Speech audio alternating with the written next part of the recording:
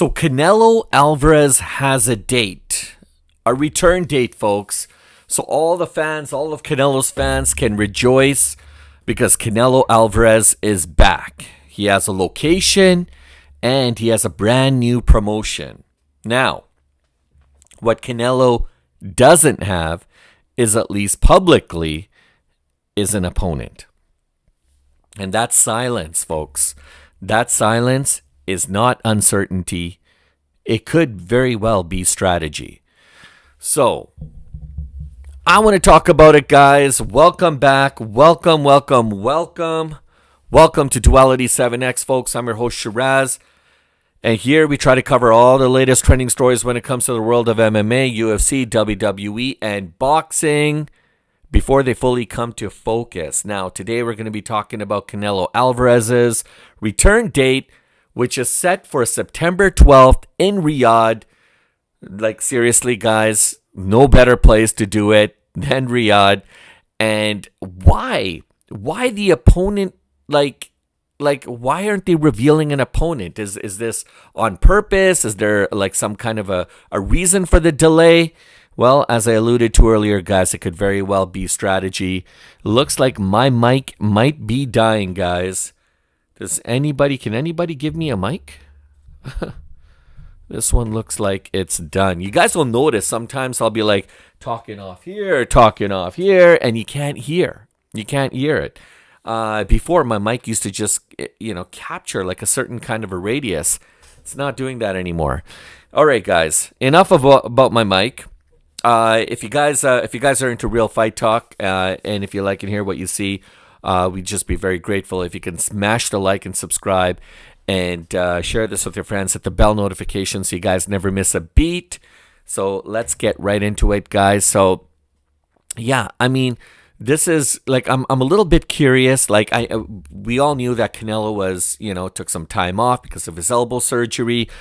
He was kind of rehabilitating, kind of slowly getting back into the ring, and now it seems like we have a return date, which is all set up. Everything seems to be good to go. A location, new promotion, no opponent. But I got some news on that, guys. News that is gonna rock your socks. So, look, let's talk about this. Canelo, he's going to be returning on the 12th of September, and that's during Mexican Independence Day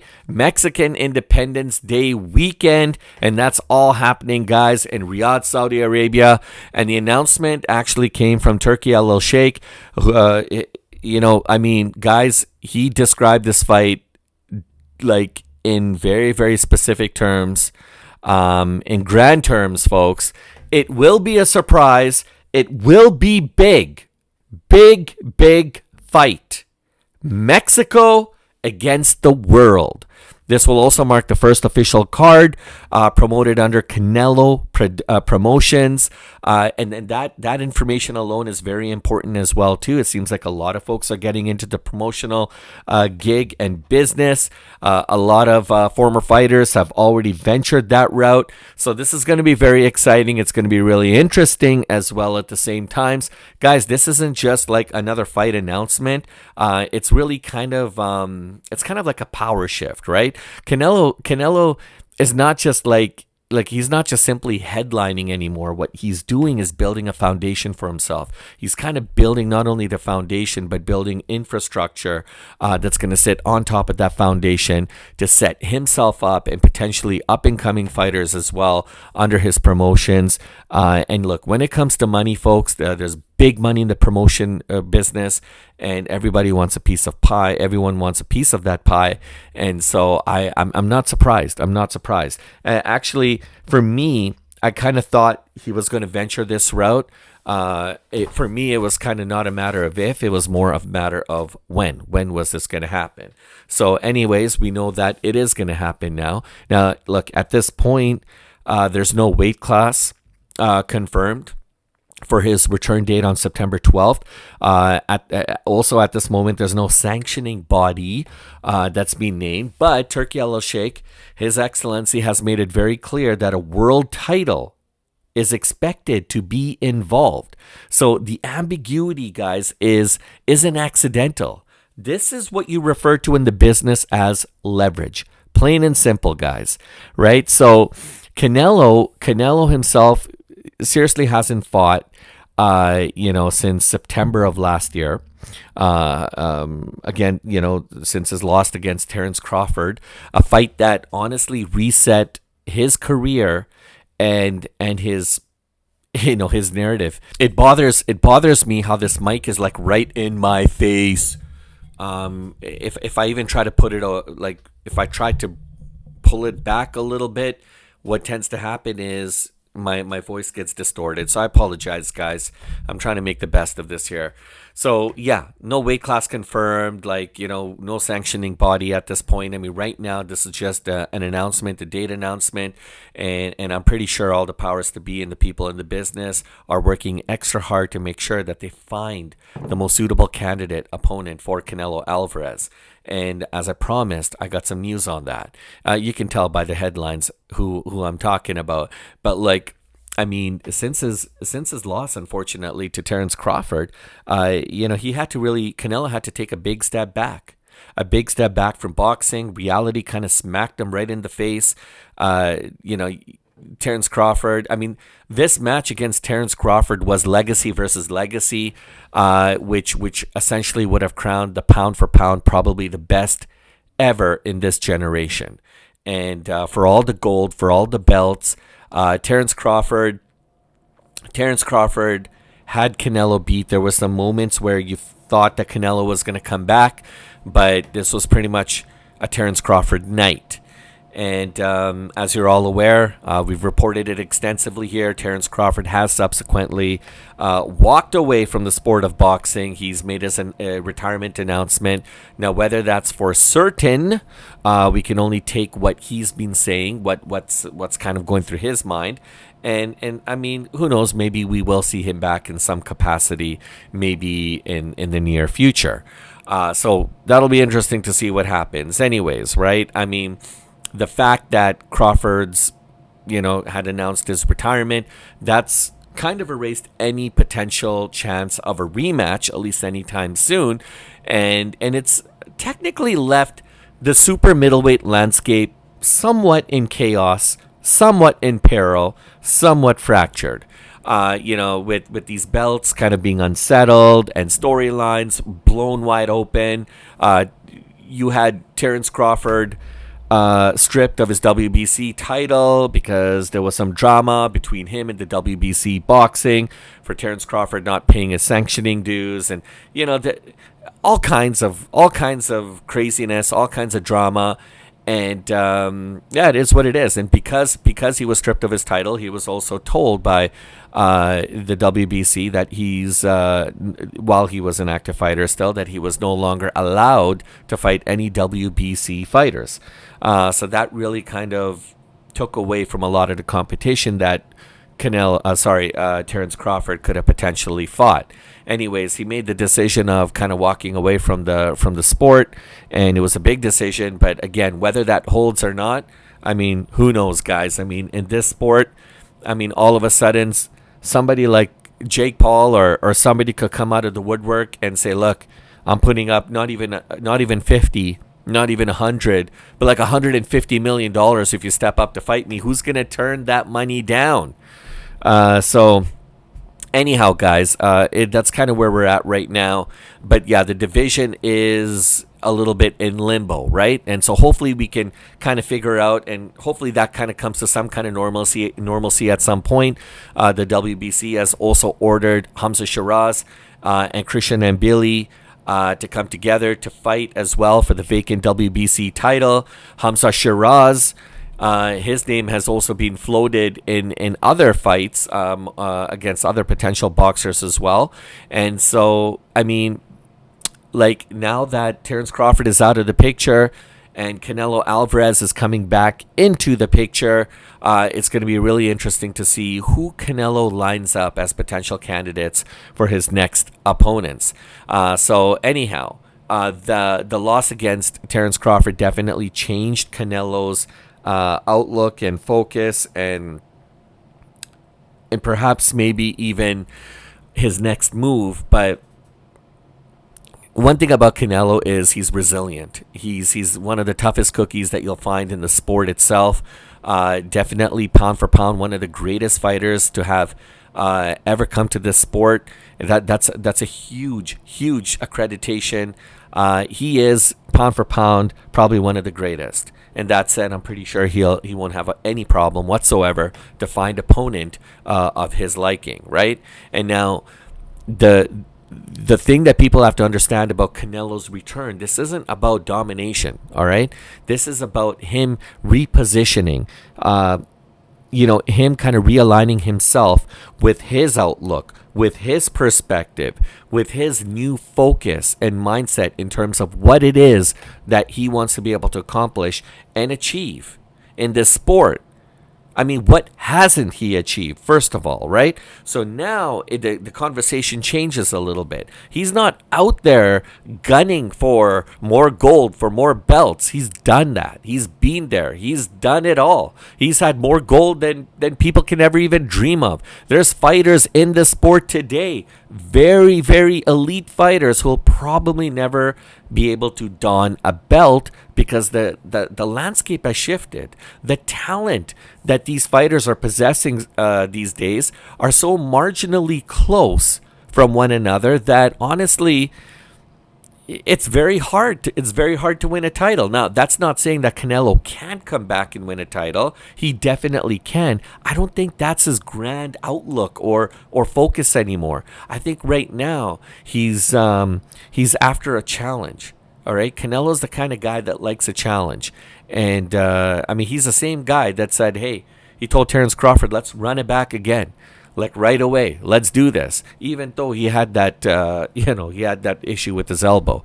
So, when His Excellency Turki Al-Sheikh talks about this is Mexico against the world, and the fact that Canelo's return is happening on Mexican Independence Day, and that weekend, that's going to be something else, guys. That branding alone tells us exactly what we're in for and how this event is technically being framed, and so when I look at all this, I'm putting aside all the gold, the belts, and all that. Although Turki Al-Sheikh did mention that there could be a title on the line, but right now this is about legacy first, okay? And yes, it's all about optics, but optics comes second to legacy, all right? And now the matchmaking begins. This is where folks like Turki Al-Sheikh, Canelo Alvarez, his promotional team, they're going to be reaching out to would-be candidates and fighters who they think are going to be an unbelievable opponent. And guys, this is where Hamzah Sheeraz now enters a conversation. If you guys remember, a while back, I put out a video essentially saying that Hamzah Sheeraz and Terence Crawford would be an unbelievable matchup. And if that fight were to ever potentially go down, there's a strong chance that the fight might fall in favor for the younger opponent. Hamzah Sheeraz has been around, okay? He may have not fought all the same type of caliber of fighters that folks like boxers, greats like Canelo and Terence Crawford have fought. But Hamzah Sheeraz, you can't just measure his last fight against Edgar Berlanga, but the way he beat Edgar Berlanga, the way he dismantled him round after round, he punished him. He put on a boxing clinic against Berlanga. There was no doubt in anyone's mind that night in New York. I remember because my brother-in-law, whose cousin happens to manage, some top fighters, Daniel Dubois, Hamzah Sheeraz and stuff, he told me, let's fly down to New York and let's watch this fight. Unfortunately, it was last minute, couldn't make it out. It's too bad because I missed a doozy. I missed an unbelievable match. I'll never forget that presser with Hamzah Sheeraz sitting right next to the golden boy himself, Oscar De La Hoya, and then Edgar Berlanga on the other side, and the things he was saying, the stuff that was coming out of Berlanga's mouth. Hamzah just sat there quietly with the grin on his face. And Oscar was doing all the talking. Oscar's like, shut up, shut up. No, I don't want to hear this. But Hamzah was just focused. He was laser beam focused. And then Hamzah comes out and he did his business. And he took out Berlanga like nobody's business. And that's it. Chopped them up. Out. See you later, guys. Who's next? Bring it. And that's what happened. And so you can't deny the talent that Hamzah Sheeraz poses. And if this fight between him potentially and Christian Mbili actually happens, I'll talk about that. And that's going to be absolutely incredible. But this rising star in the UK, all right, this contender, he's moved up the ranking big time in the super middleweight division. And suddenly now everybody seems to be talking about this young lad, right? And the conversation that's surrounding Hamzah Sheeraz is starting to grow and accelerate and become larger. It's becoming to the point where it's just starting to make sense. You know, if you clear the webs and the fog, and there you have it, guys. That could be the matchup that we're talking about. The matchup that defines Hamzah Sheeraz's career. That said, if that fight goes down with him and Canelo Alvarez, pound for pound, one of the greatest of all time, and that goes down in September, the question is, what will Hamzah do before then? Is he going to fight? Perhaps maybe in summer, maybe in spring. But a fight's got to happen now, and then he's going to have to get back to the training regimen, the routine all over again, and prepare for that fight in September. Because I mean, the last time Hamzah fought to now, I mean, he doesn't want to wait a year and a half before his next fight. That's too long to go. So I have a feeling something big is about to come down, and I think, you know, the other big catalyst in all this, when you're talking about Hamzah Sheeraz, is he's got some very, very powerful, very good representation in his corner. Frank Warren. Okay? His promoter. Frank Warren is the man. He wants something done, he gets it done. He actually made something very, very clear. He said if Canelo Alvarez is available, he wants to fight, no problem. He said he'd make the fight tomorrow. All right? And he called, Frank Warren alluded to the possibility of Hamzah Sheeraz and Canelo Alvarez as a super fight. He said flatly, he believes that Sheeraz will win. And that's that's not matchmaking talk, guys. That's what I call positioning. All right? Frank Warren knows a thing or two, all right? He's been around Queensberry. These guys are not a joke. All right, when you think of two of the biggest promoters in the UK, I think about Matchbox, I think about Eddie Hearn, I think about Frank Warren. And these guys know a thing or two about boxing. And one of the things that these guys have in common is they know how to breed championship caliber fighters. And that they do, right? So when I talk about positioning, these guys know all about positioning. Right? So any fighters that are under their wing, they tend to do very, very well. That said, there's always going to be politics behind these kind of possibilities. And then you start to have to clear the webs again. And then there's a thing called reality that's on the horizon that starts to set in. You have to understand that Canelo came off a very, very serious elbow surgery. Okay? He had to step away from a world title fight that was already on the table for him. So right now, the priority for Alvarez and his team is to make sure that he's super healthy and he's not risking his health, that he himself is in total control of himself and his future. All right? The last thing he wants to do is be unprepared and come up to the table and not be at 100%. And look, guys, there's a lot of people who are even talking about the possibility that Canelo wasn't even 100% when he took on Hamzah Sheeraz. When he took on Terence Crawford. See, I'm thinking about Hamzah Sheeraz a lot because I think this fight's actually going to go down. Yeah, a lot of people are saying he wasn't even 100% during that fight. I mean, in some cases, it may make some sense because Canelo, I mean, he did look off. He didn't look like his usual self. Um, and we could just say that perhaps maybe Terence Crawford was just the better fighter that night, right? So, anyways, it is what it is, guys. But right now, we got to think about, not ponder so much about why, what happened. That we had plenty of time to do. Right now, we got to talk about the future. We got to talk about what's ahead of us. All right. So, I mean, meanwhile, I did allude to the fact that Sheeraz has been instructed by the WBC and the WBO to move forward, right, towards vacant title. So guys, as like I mentioned, Christian Mbili and Diego Pacheco are being discussed. These are real fights, and honestly, very real danger. Okay, these aren't cakewalk fights.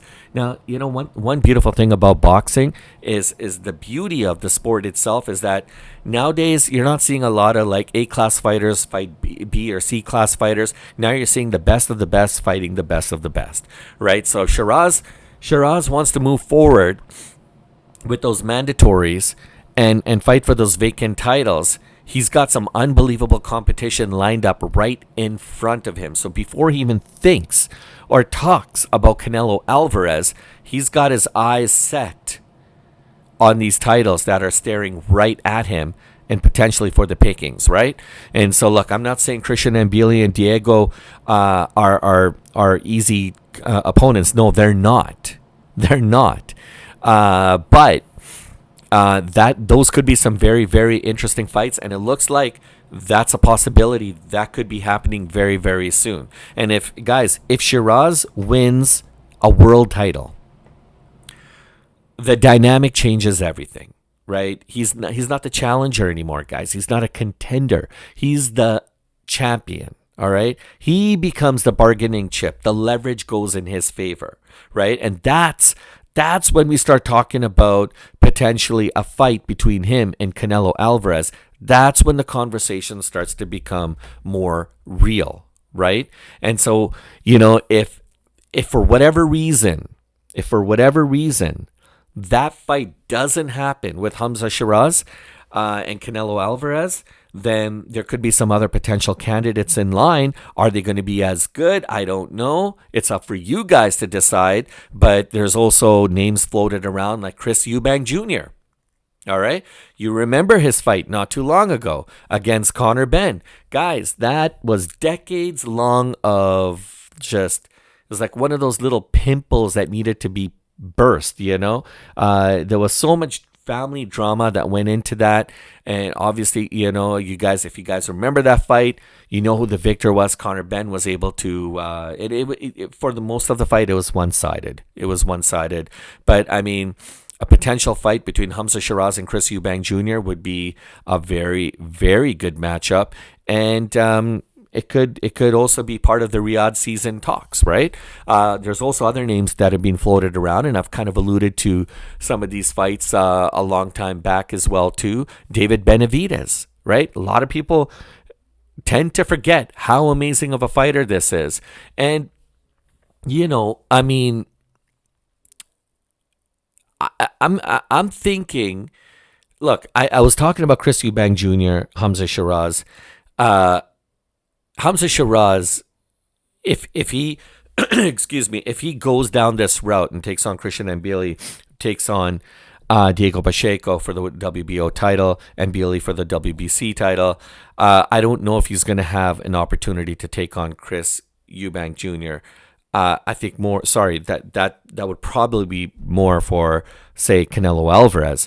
Canelo Alvarez, Chris Eubank Jr. would be a very good fight, but I don't know if that would be better than Hamzah Sheeraz and Canelo Alvarez. But David Benavidez would be a very, very good opponent for either Canelo Alvarez or even Hamzah Sheeraz.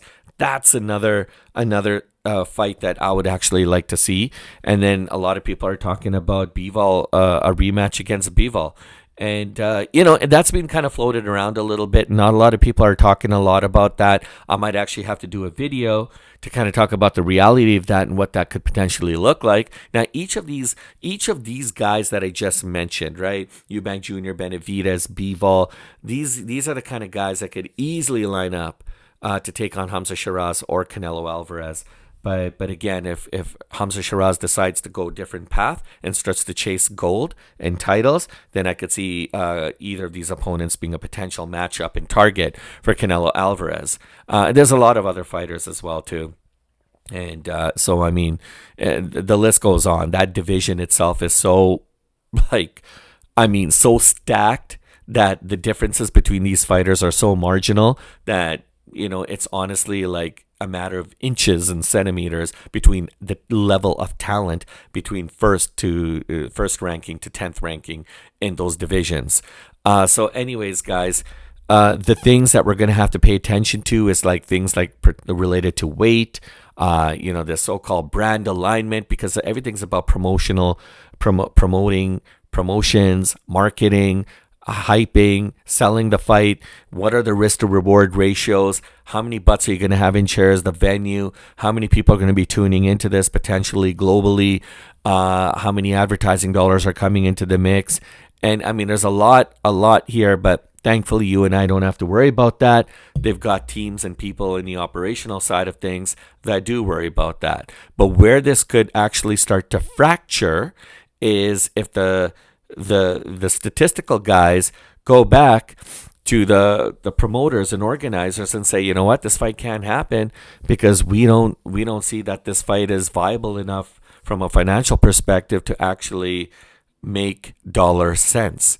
But this fight perhaps maybe might work, maybe not this one. So there's a lot of that might be going on back and forth. But needless to say, Canelo versus Hamzah Sheeraz wouldn't disappoint. That would be a super fight, and it would bring in mad dollars.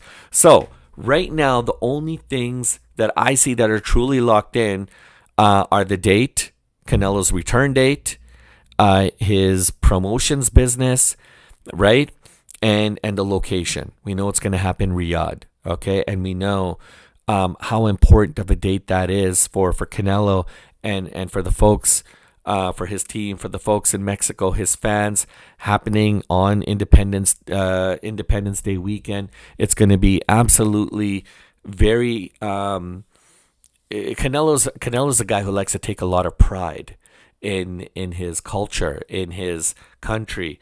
In his craftsmanship and his, so to fight on during this time, I think would be a very privilege and honor for him, and he's going to do everything he can to be able to represent his national colors to the best of his ability. So I could see him being laser beam locked in and loaded and ready for war, right?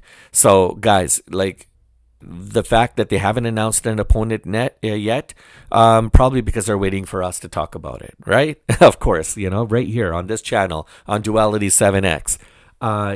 This is about really maximizing your leverage to the max, right? Shaping the narrative, launching, honestly, Canelo Promotions, to have that global impact. I think a lot of that is going to resonate in some kind of form, and I think it's important. So, I mean, we'll get to the opponent. We'll figure that out. Right now, we have to figure out what's going on with Mbili, Pacheco, Sheeraz, and then we'll be able to then start to do the process of elimination, right?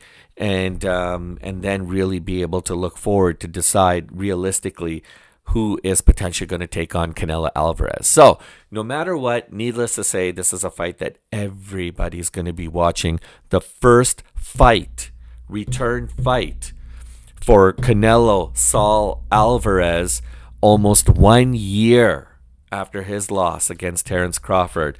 It's going to definitely bring a lot of emotion, a lot of memories for Saul. But at the end of the day, this is the kind of guy who enjoys what he does. Boxing is his passion. He can't think of doing anything other than what he's done by entertaining the millions of fans around the world for so many years, as he's done it to the highest level. And I don't expect anything less. So, guys, That's kind of where I'm at right now. I want to know. I want to know what you guys are thinking.